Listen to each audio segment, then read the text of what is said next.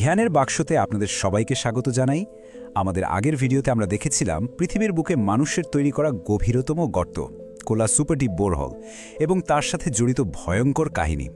যারা এখনও দেখেননি, এই ভিডিওটির পর অবশ্যই দেখে নেবেন।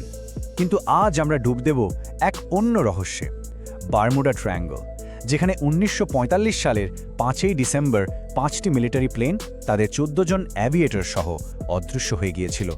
চলুন এই রহস্যের গভীরে যাওয়া যাক। ঘটনাটা শুরু হয়েছিল একটা সাধারণ ট্রেনিং মিশন হিসেবে, কিন্তু শেষ পর্যন্ত এটা ইতিহাসের অন্যতম বড় আর রহস্যময় বিমান অন্তর্ধানের ঘটনা হয়ে ওঠে।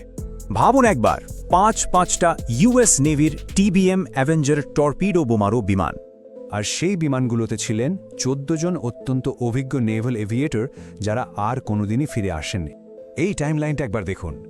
মাত্র কয়েক ঘন্টার ব্যবধানে কিভাবে একটা রুটিন মিশন ভয়াবহ ট্র্যাজেডিতে পাল্টে গেল। টেক অফের ঠিক পরেই গন্ডগোল শুরু হয়, আর সন্ধে হতে না হতেই শুধু ওরাই হারায়নি, ওদেরকে বাঁচাতে যে বিমানটা পাঠানো হয়েছিল সেটাও হারিয়ে যায়। কিন্তু সবচেয়ে অবাক করার মতো ব্যাপার হলো ফ্লাইট লিডারের চরম বিভ্রান্তি, যেটা হয়তো তাদের ভাগ্যটা লিখে দিয়েছিল। রেডিওর মাধ্যমে flight leader lieutenant Charles Taylor বারবার বলছিলেন যে তিনি ফ্লোরিডা কিজের ওপর দিয়ে উড়ছেন, কিন্তু তার দুটো কম্পাসই কাজ করা বন্ধ করে দিয়েছিল। কিন্তু মর্মান্তিক সত্যিটা ছিল অন্য। তিনি আসলে ছিলেন বাহামাসের ওপরে, ফ্লোরিডা থেকে অনেক অনেক দূরে, আর তিনি ভুল করে তার পুরো স্কোয়াড্রনটাকে ডাঙার দিকে না নিয়ে যাচ্ছিলেন আরও গভীর অথই সমুদ্রের দিকে। ঘটনার পর স্বাভাবিকভাবেই ইউএস নেভি একটা বিশাল তদন্ত শুরু করে। প্রায় 500 পাতার একটা রিপোর্ট তৈরি করা হয়। কি ছিল সেই রিপোর্টে?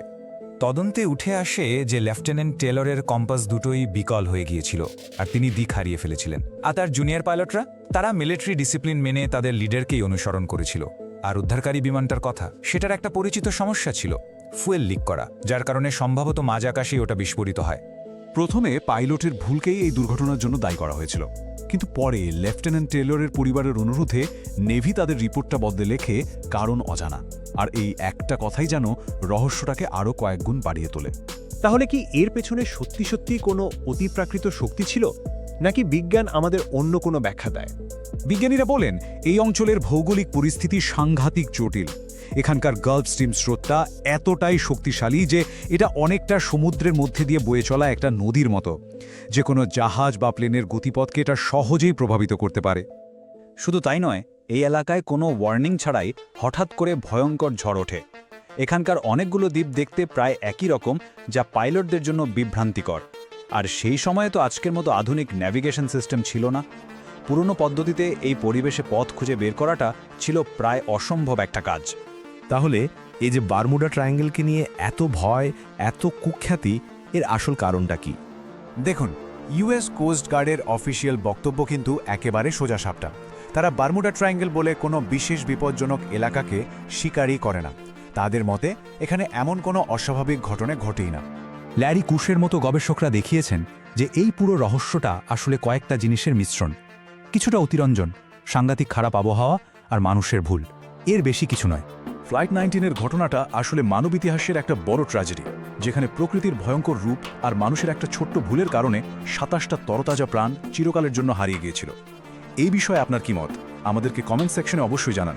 আর এই ধরনের রহস্যময় এবং তথ্যপূর্ণ ভিডিও আরও দেখতে চাইলে জ্ঞানের বাক্স চ্যানেলটিকে সাবস্ক্রাইব করতে একদম ভুলবেন না। আমাদের পরের ভিডিওতে আমরা বারমুডা ট্রায়াঙ্গেলের আরও একটা বড় রহস্য, রোগ ওয়েভস বা দানবীয় ঢেউ নিয়ে আলোচনা করব। সঙ্গে থাকুন।